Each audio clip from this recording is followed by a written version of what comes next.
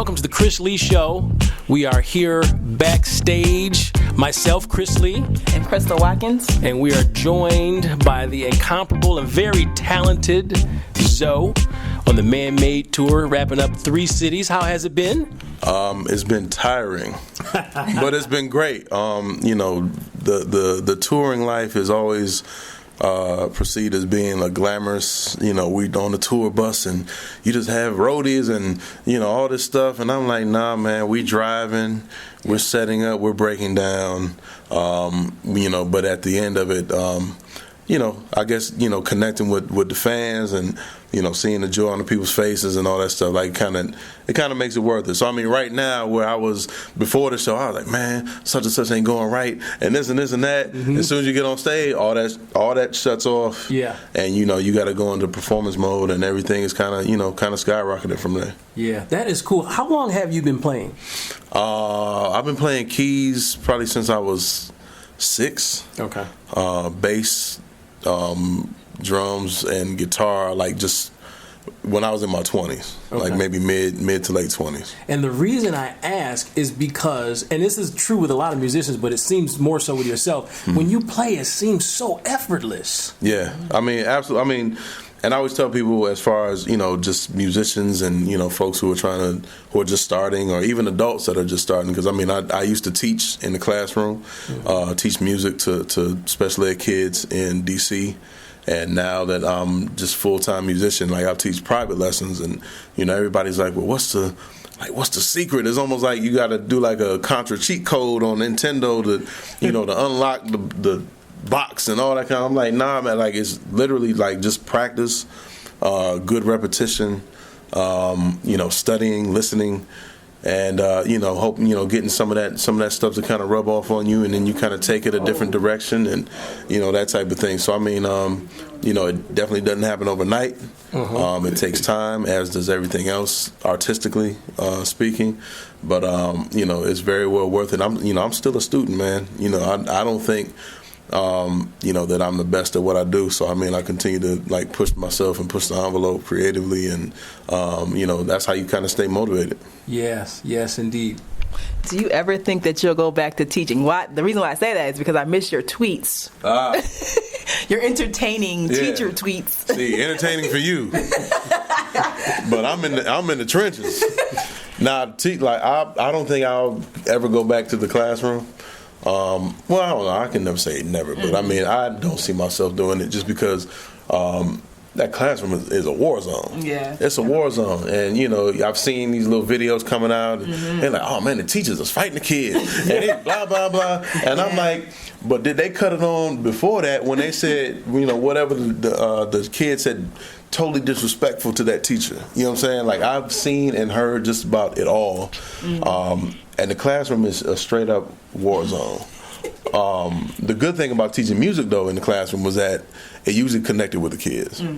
Whereas, you teaching in, algebra, fuck it, I'm out. You know what I mean? They're just tossing the desk and, cussing you out and calling your mama names and all that kind of stuff. So at least with music, what it did a lot of times was it connected with the kids.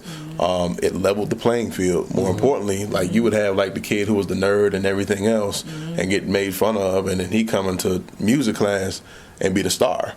And you got the star, basketball player, and he comes into music class and he can't get his hands coordinated to play a C major. So, it very much levels the playing field. It builds confidence in those kids, especially the kids that I worked with who, had either like been neglected or, been abused or, that type of thing. So, it gives them something to kind of boost themselves in to where, they've been told, you ain't nothing all their lives. And then they're like, well, I can play, this sonata right now. You know what I mean? So it's a motivator, I think. But I really don't see myself doing it. I'm happy with the private lessons in which, the kids are usually easier than the adults to teach, just because adults, we like to talk ourselves out of too much stuff. Right. We like, my left hand don't work this week, so I ain't even gonna practice, and I'm just gonna throw my money away. So, Yeah. Now, you recently went to London with Cy Smith and Carmen Rogers, who you performed with tonight. What was that like, and what's the vibe like for your music in London versus in the United States? The vibe over there is always on the positive side. And the reason is, when you go overseas, when you go to Europe, when you go to, when we went to South Africa, like that was the craziest stuff I've ever seen. Just the way they connect with your music, and it's a combination of them not being able to see you live as much because you're not over there as often, and it's also just because of what they kind of get fed on a day-to-day basis, to where, if we turn on the radio and hear what seems like the same song for 2 hours, they're more apt to have gotten raised on, more album cuts. It's not just a feeding frenzy of, top 40 stuff. So their mind is a little bit open to what we're doing as indie artists.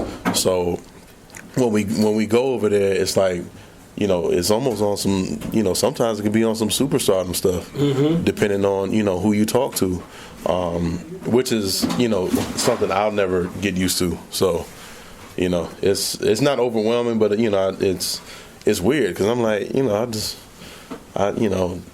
I'm just a regular guy. I do my own grocery shopping. You know what I'm saying? It's like, I just see myself as my mom would say, somebody who puts their pants on one leg at a time.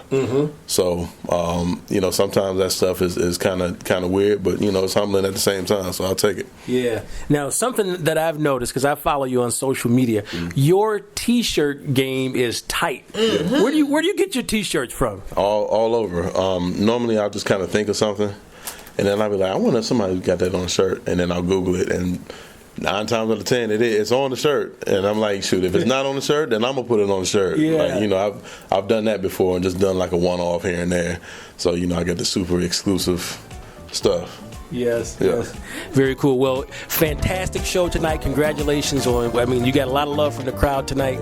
Thank you so much for joining us. Thanks a lot for having me. Appreciate it.